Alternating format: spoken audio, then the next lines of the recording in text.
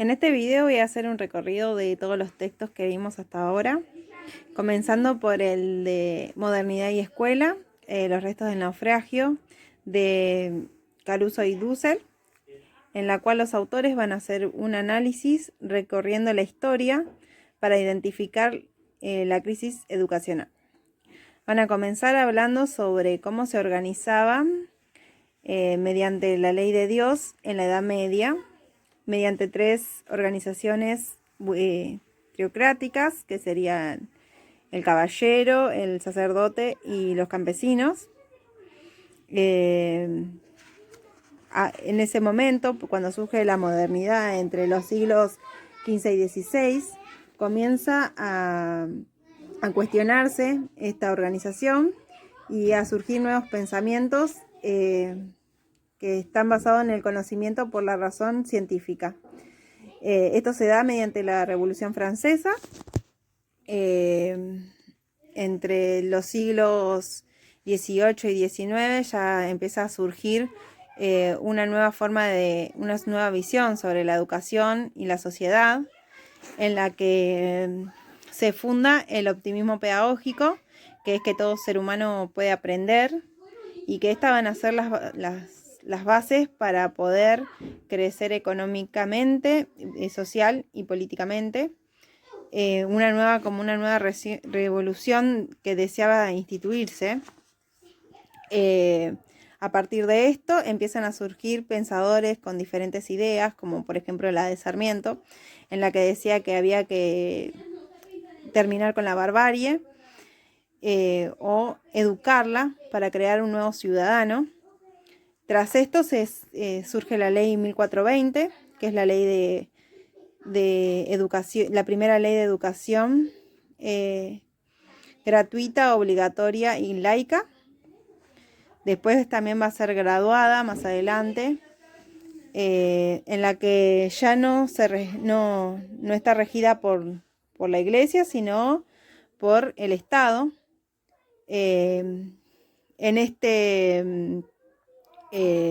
Desde 1870, Argentina tuvo una nueva lugar de construcción y desarrollo de este nuevo orden educativo.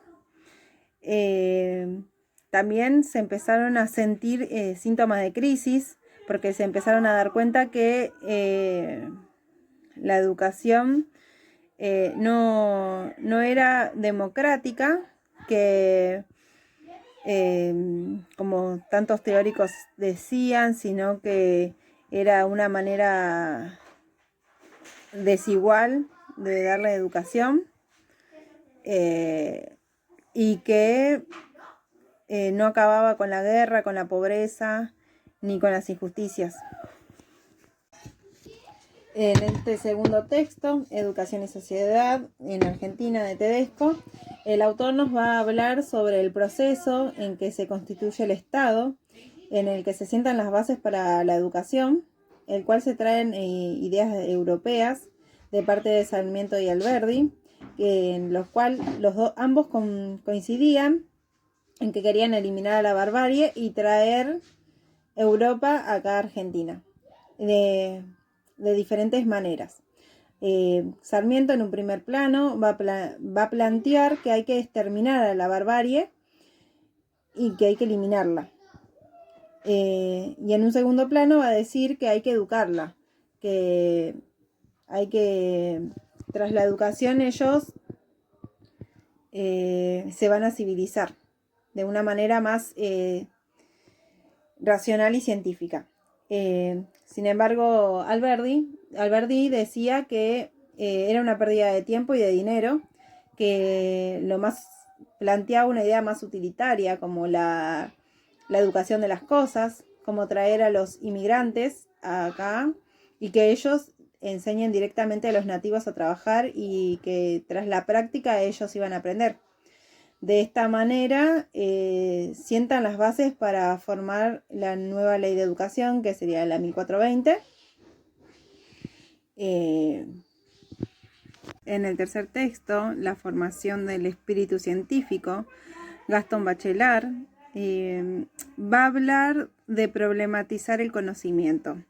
Va a decir que el obstáculo pedagógico, en el que plantean los docentes enseñar siempre de la misma manera y no tienen en cuenta los conocimientos previos de los alumnos.